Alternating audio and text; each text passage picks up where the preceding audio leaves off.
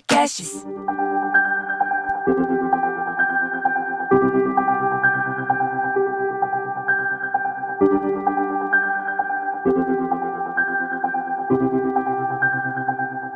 Fala, meus discípulos. Não. Ai, desculpa, gente, desculpa. E aí, tudo bem? Eu sou o Thiago. E eu sou o Robin. Estamos Você não é o começando mais Thiago, um você é Fim. Deus. I am God. Ai, velho. Você A é gente tá começando reencarnação essa de porra. Jesus Cristo. Caralho, desculpa, gente. Eu não pude evitar, velho. Estamos começando mais um O Fim. Esse podcast maluco aqui que eu não consigo compreender como tem gente que ouve ainda, que aborda espiritualidade para quem cansou de buscar, não achar e se enganar. Meu Deus, deixa eu botar no Não Perturbe aqui, que já tá pipocando um monte de coisa. Vamos que vamos. Se vocês têm dúvidas, críticas, sugestões, se vocês querem sugerir pautas para a gente falar aqui, se vocês querem compartilhar reflexões que vocês têm a partir do que a gente conversa, manda e-mail para o contato@ofim.xyz, ou até, se vocês quiserem xingar, discordar, agredir, propor rinha de podcaster, é só mandar e-mail para a gente também, que vai ser incrível. A gente adora conversar com vocês, tá? O Robin disse que tem um tema para a gente conversar aqui. Eu não tenho nenhuma ideia do que seja. Eu vou passar para ele e seja o que eu quiser, seja o que Deus quiser. Sensacional. Não, eu recebi um vídeo outro dia sobre neuroplasticidade, né? E aí eu achei que um tema que seria maravilhoso seria a neurociência e espiritualidade. Ou até, tipo, neuroplasticidade, hormônios e espiritualidade, só pra gente causar mais E fulgor danças. e danças. E, cara, não, assim, isso é mais pra gente começar, porque eu tava assistindo esse... Putz, eu já li muita coisa sobre neurociência, já me interessei muito, ainda me interessa, acho que é um negócio super curioso, assim. Já fiz cursos e treinamentos e livros e conversas e, putz, muito nessa área, né. E o que me fascina muito, assim, é que a neurociência vai engatinhando perto do conhecimento universal milenar, assim, né. Mas é legal, porque é uma maneira de fazerem as pessoas de fazer as pessoas refletirem, assim, sobre o tema da dessa experiência humana que a gente chama a vida, né. E uma coisa muito curiosa, né, porque eu estava vendo esse vídeo sobre neuroplasticidade, e pra quem não sabe, neuroplasticidade é basicamente a capacidade do cérebro mudar as conexões, ele se automudar as conexões, né, tipo, ele tem uma plasticidade como se fosse uma massinha de modelar, ele pode ir se adaptando e modelando e criando, conexões neurais novas e parando conexões neurais, velhas e tudo mais. E eu ainda tô muito é uma reflexão muito incipiente essa que eu tô tendo, e por isso que eu quis trazer aqui, até para a gente filosofar um pouco sobre isso, né. Mas existe essa ideia do cérebro se autorregular e se automodelar, né. Mas quando a gente para refletir um pouco mais, isso seria a mesma coisa do que a mão se pegar, né. Então, quando você começa a olhar mais a fundo, toda essa questão de adaptabilidade e tudo isso, que está built into the system, né, que já vem no design da fábrica nosso, essa possibilidade de adaptação que está acontecendo o tempo todo, a neuroplasticidade quer que seja.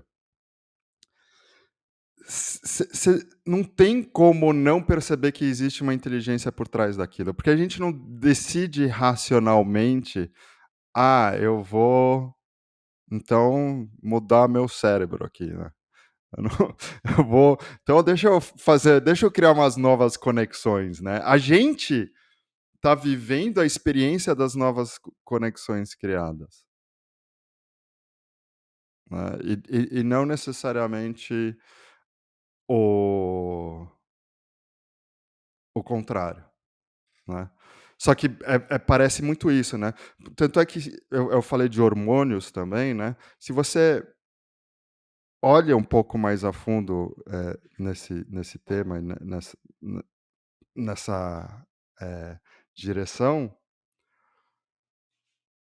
são gatilhos, né, eu vou usar essa palavra bem, eh, de uma maneira bem leve, tá, então não me crucifiquem por causa disso. São gatilhos do cérebro que disparam os hormônios que entram no corpo, né. Ou seja, se a gente dá um passo para trás, os pensamentos, né, e de uma forma mais ampla, é o que gera os hormônios, mas a gente tende a ver isso ao contrário, né. E isso vem tudo de uma percepção da nossa realidade, que é criada internamente. Então quando a gente começa a dar passos para trás e olhar e parar de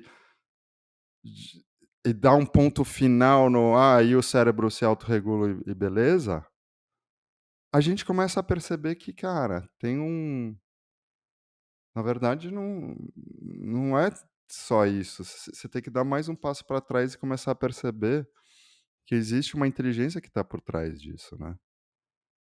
Que existe que de novo, isso é mais uma consequência. E eu acho isso fascinante, eu só queria jogar essa ideia aí, como eu disse, ainda é um pensamento muito incipiente, eu não sei o que mais está vindo, mas eu acho que nesse bate-papo a gente vai explorar umas coisas diferentes aí sobre o tema. Cara, deixa eu ir na linha do que você tá falando, que eu acho que é um tema incrível. Inclusive, se vocês ouvirem algum barulho aqui, começou uma obra, tipo, monumental, devem estar construindo uma pirâmide em algum apartamento aqui. Então, se vocês ouvirem alguma coisa, é isso. Do nada, do Do Neida, do do Neida. Neida. Cara, isso é fascinante. E é muito legal que a ciência olha para algumas coisas e ela chega, Robin e eu, a gente comenta isso. Algumas disciplinas, algumas coisas chegam no limiar de algo incrível. E ao invés de, entre aspas, óbvio que são alegorias, de dar um passo adiante, eles voltam e ficam circulando nesse lugar que eles chegaram, né? Porque, olha só, perceber que o cérebro se ajusta a partir dos pensamentos, se você olha com a lupa, né? Se você olha com o microscópio isso, traz algumas coisas que o Robin já falou, mas que eu quero seguir adiante explorando elas. Não tenho ideia nenhuma de onde isso vai chegar. Os pensamentos ocorrem sem o nosso controle, e a partir desses pensamentos ocorrendo, são liberados hormônios, a neuroplasticidade, que o cérebro se ajusta e tudo mais. Então, a gente vive na experiência dos nossos pensamentos, e esses pensamentos são tão poderosos que moldam, entre aspas, o nosso cérebro, e é dentro desse dispositivo chamado cérebro que os pensamentos ocorrem, logo, entre aspas, de novo, nossa experiência ocorre dentro desse dispositivo muito poderoso que é chamado de cérebro. Essa é a primeira coisa que eu quero explorar, eu estou usando alegorias, por favor, abstraiam, para a gente ver onde vamos chegar. E existe uma inteligência, como o Robin falou, que está por trás disso tudo, que a gente não sabe o que é, que eu não sei não sei que catso é isso, que é daí que brota absolutamente todo e qualquer impulso que pode vir a gerar esses pensamentos que fazem com que o cérebro se remodele, que criam toda a nossa experiência de vida dentro desse cercadinho, né. Ah, olhar para isso com abertura implica que, puxa, como o Robin também já falou, existe algo que está proporcionando e criando toda a nossa experiência de vida sem que a gente tenha controle algum sobre isso. Controle algum. Eu não tenho controle sobre nenhum pensamento que emerge na minha consciência, na minha experiência, melhor dizendo. Eu não tenho. Não tenho como alcançar, eu não tenho como fomentar ou impedir que um pensamento ecloda na minha experiência. E eu sempre vou viver a experiência do que eu estou pensando. O meu corpo é uma experiência de um pensamento momentâneo. Tanto que quando não há um pensamento ou um conjunto de pensamentos, e por conjunto de pensamentos eu coloco sentimentos, emoções, sensações, eh, sensações baseadas no que a gente chama de sentidos, todo e qualquer impulso sensorial todo e qualquer impulso sensorial eu só tenho quando esse pensamento está flutuando na minha experiência, na minha atenção. E esse pensamento pode ser meu corpo, esse pensamento pode ser minha mãe, esse pensamento pode ser o Robin, esse pensamento pode ser qualquer coisa. Pode ser minha infância. A diferença entre uma memória, a diferença entre a experiência de uma memória minha com a experiência de interagir com uma pessoa,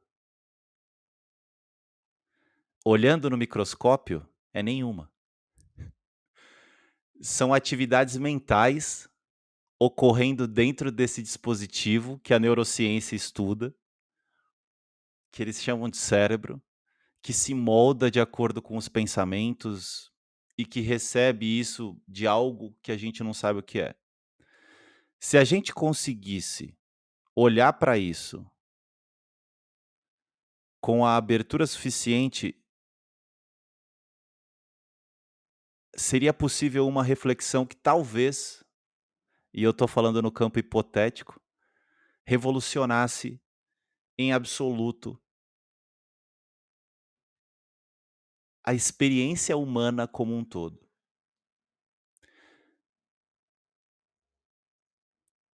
E realizar isso tudo que está por trás desse mecanismo que a neurociência estuda, realizar isso fora dos dogmas, fora do cercadinho de conceitos e preceitos científicos,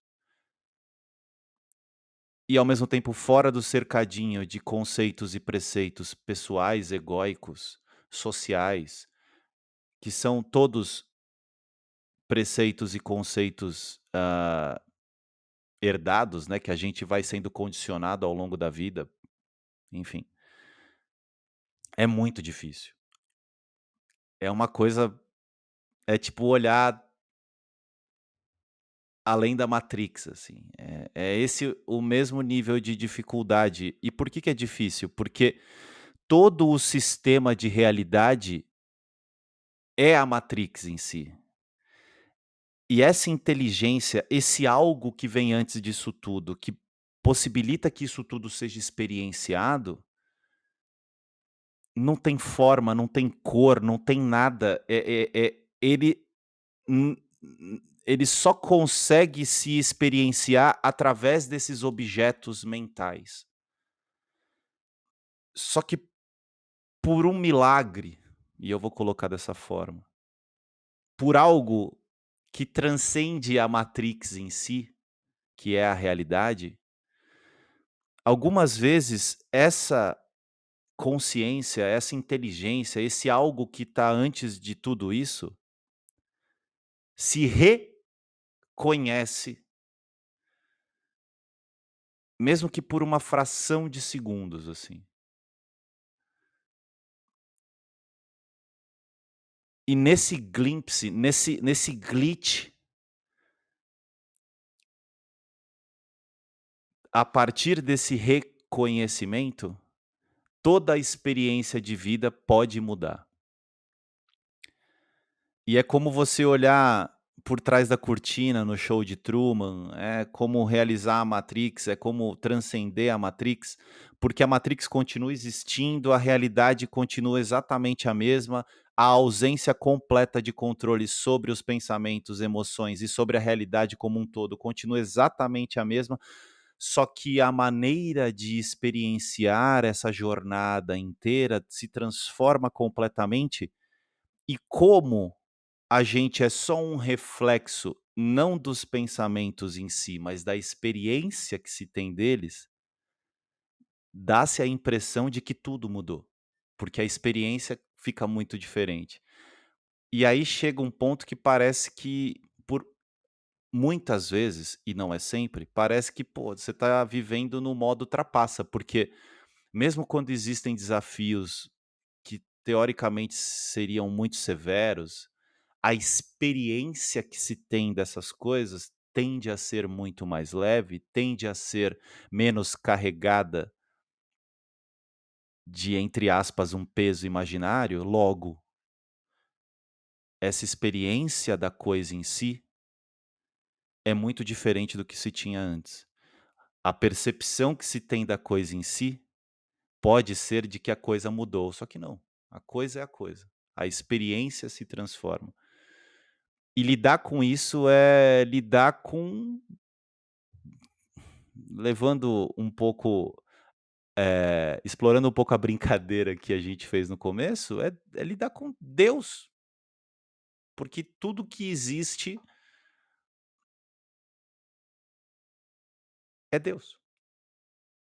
É universo, é consciência, é divino. E tudo que a gente experiencia é um sonho suspenso nessa divindade infinita, que não tem parede, não tem borda, não tem limite, enfim. Sei lá, cara. Me salva aí. Ó, não tem salvação. Você não tem salvação. Cara, eu não sei. Esse lance da gente realizar a experiência e assim, as pessoas falam assim: "Ah, beleza, tipo, então aí você flutua eternamente". Não, mas realizar a experiência faz com que você entenda que você está vivendo uma experiência e não uma verdade, né. E e todos esses estudos da neurociência, da neuroplasticidade, assim, na minha ideia, são para acabar com doenças mentais, né, ou com Uhum. sofrimento, ou coisa assim. Óbvio que tem a curiosidade científica natural. Então, é muito louco, porque é é a ciência te dando permissão para você abrir mão de certas coisas, tá. Então eu vou dar um exemplo. E aí parece que é essa coisa que te libertou e não você mesmo que abriu mão. Então, vou dar um exemplo, tá. Nossa, isso é muito profundo, velho. É, eu estava vendo esse negócio de neuroplasticidade e estavam estudando o impacto da do da meditação, né, do mindfulness, sobre a plasticidade do cérebro, né. Então, a repórter lá que estava fazendo a reportagem foi meditar, foi fazer mindfulness por 30 minutos por dia por 6 semanas, né. E, no final, foi lá conferir e houve uma mudança no na estrutura do cérebro dela. A amígdala diminuiu, a parte, eh, em que a gente sente, se não me engano, a capacidade de fazer as coisas aumentou. Teve uma mudança estrutural ali no cérebro, né. E aí a gente logo pensa, tipo, putz, o mindfulness mudou o cérebro, né? Só que o mindfulness, que nem o que a gente conversa aqui, não tô falando que a gente é melhor de jeito nenhum, não é o agente que transforma, mas é essa sua real essência que é o agente que transforma, né? Que é a inteligência que está por trás. Por isso que quando a gente fala que você não tem controle, é você egóico em o pensamento de você, e não você na essência que é esse esse tudo, esse o ser universal, né. Então quando você começa a se ligar nisso, é tipo meio que, putz, por eu estar aberto à capacidade de mudança, a capacidade de mudança existe. E não é absolutamente mais nada além disso, né. Então eu estava tendo ontem eu dei uma palestra e estava tendo um bate-papo depois com o CEO de uma empresa, e a gente estava falando de transformação e tudo mais, e que a gente não pode fazer nada, mas a gente pode fazer tudo ao mesmo tempo, né. Então, assim, no nosso trabalho, quando a gente trabalha no na transformação de liderança, uma das coisas mais importantes é a pessoa entender a capacidade e aceitar a capacidade de mudança. Então, o que muito do nosso trabalho é encontrar uma relevância onde a pessoa se abre para a possibilidade e gera uma curiosidade natural nele, porque agora ele acha que é relevante, para ouvir uma coisa completamente nova e diferente, né. E aí essa parece que é essa coisa nova e diferente que gera mudança, mas na verdade foi a capacidade de ouvir alguma coisa nova que já foi a mudança. Então é muito louco, porque fica muito escondida essa transformação, né. Fica muito, né, e por isso que, cara, a gente pode aqui falar sobre as coisas mais transformadoras do mundo,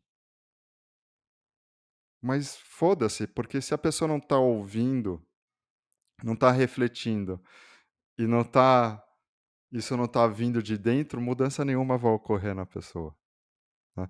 Se você ouve a gente falando aqui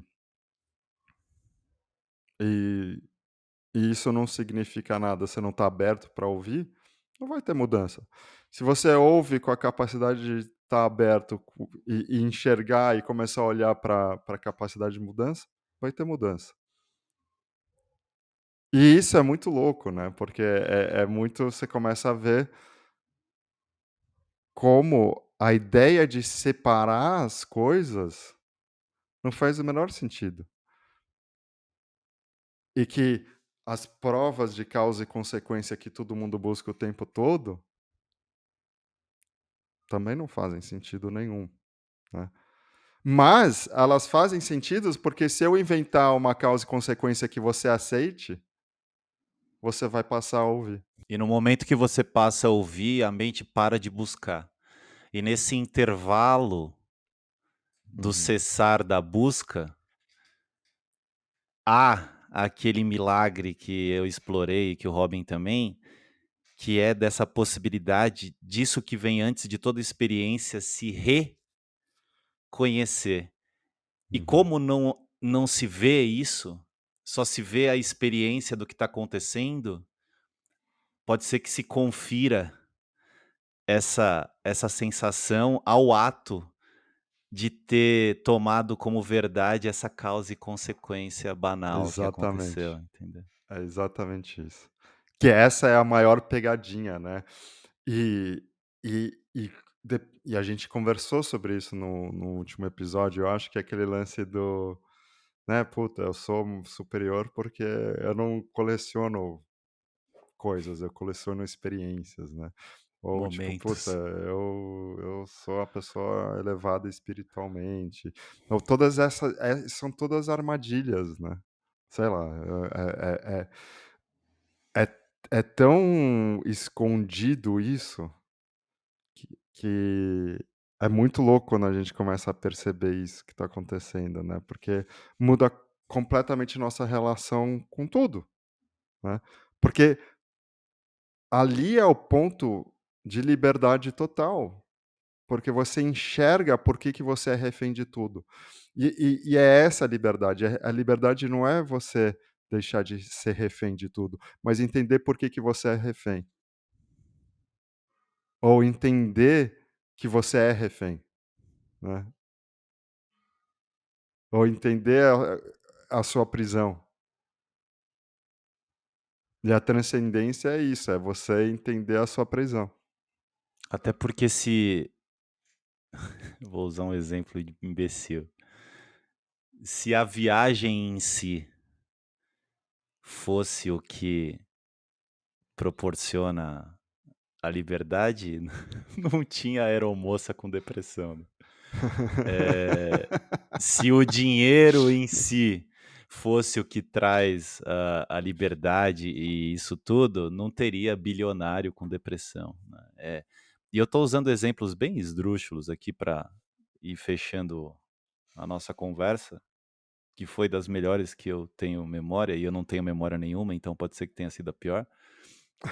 Mas, eh, quando a gente observa isso tudo acontecendo e ter essa dádiva de observar isso tudo acontecendo, está completamente fora do nosso controle. A gente fala dessas coisas aqui para que por uma mágica cósmica, isso penetre o ventilador acelerado da nossa mente com uma carta de baralho furando um ventilador e um insight emerja disso tudo a partir de um cessar momentâneo da mente girando de cada um de nós, e a gente se reconecte com essa essência e a partir disso a gente comece a ter a possibilidade de observar esse mecanismo com mais frequência. Porque só o observar desse mecanismo é o que permite, é o que proporciona, melhor dizendo, isso que a gente chama de realização, iluminação, sei lá, os termos que a gente usa aí. E é de fato a coisa mais simples e básica que existe. É tão simples e tão básica que talvez seja a coisa mais difícil de se observar de fato, porque não é uma coisa em si, é um vou usar, não sei um termo, é um processo, é um contínuo, é o universo, cara. É o universo emergindo, é a fonte de onde o universo emerge, absolutamente tudo que existe nesse universo. É Deus, cara. Parece pretensioso dizer isso, mas não é, não é. Sei lá, não tenho mais nada pra falar não, cara. Você quer falar mais alguma coisa aí? Não. Então, contato@ufim.xyz. Beijão pra todo mundo e até a próxima. Beijão, gente.